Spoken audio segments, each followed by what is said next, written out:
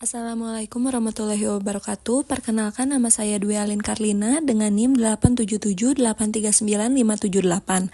Pada kali ini saya akan melaksanakan praktikum IPA di SD, modul 1 ciri makhluk hidup, yaitu gerak pada tumbuhan. Gerak pada tumbuhan itu ada 3. Yang pertama ada gerak seismonasti, yang kedua ada gerak nistinasti, dan yang ketiga ada gerak geotropisme negatif. Adapun alat dan bahan yang saya gunakan untuk praktikum kali ini adalah kardus 1 buah, lalu ada label A dan B, ada stopwatch untuk menghitung waktu, dan ada juga alat tulis dan penggaris.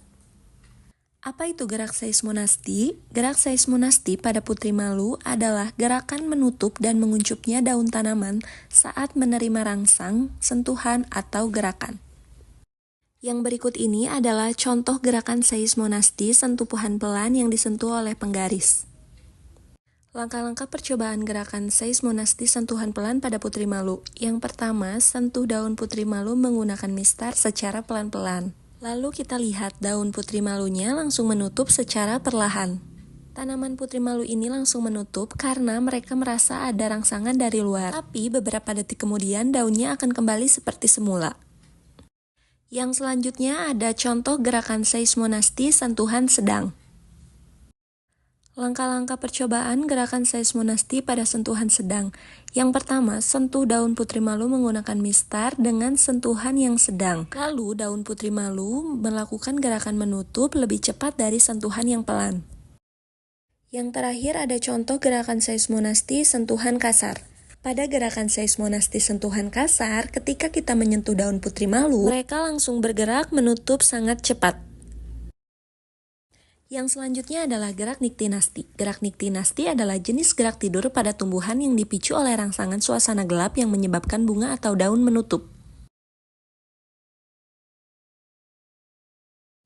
Langkah-langkah percobaan gerak niktinasti, pilih 2 tanaman putri malu, buat label A dan B, letakkan kardus di tanaman putri malu label A, dan letakkan label B di salah satu tanaman. Lalu nyalakan stopwatch. Label yang diberi kardus A ditutup selama kurang lebih 30 menit. Daun putri malu yang telah diberi label A lalu ditutup oleh kardus, mula-mula daunnya itu terbuka. Tapi setelah ditutup kurang lebih 30 menit, daunnya itu menjadi tertutup.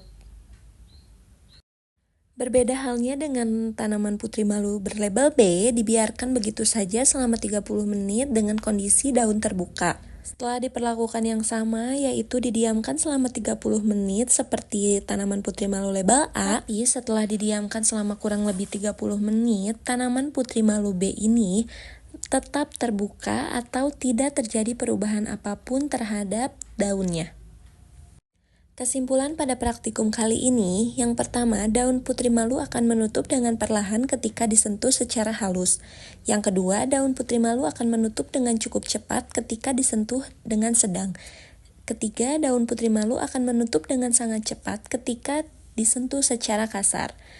Yang keempat, daun putri malu tidak terjadi perubahan dan tetap terbuka daunnya ketika disimpan di tempat yang terang atau terpapar sinar matahari. Dan yang terakhir, daun putri malu akan menutup ketika tidak terangsang oleh cahaya matahari atau ditutupi oleh sebuah kardus. Sekian praktikum dari saya, terima kasih.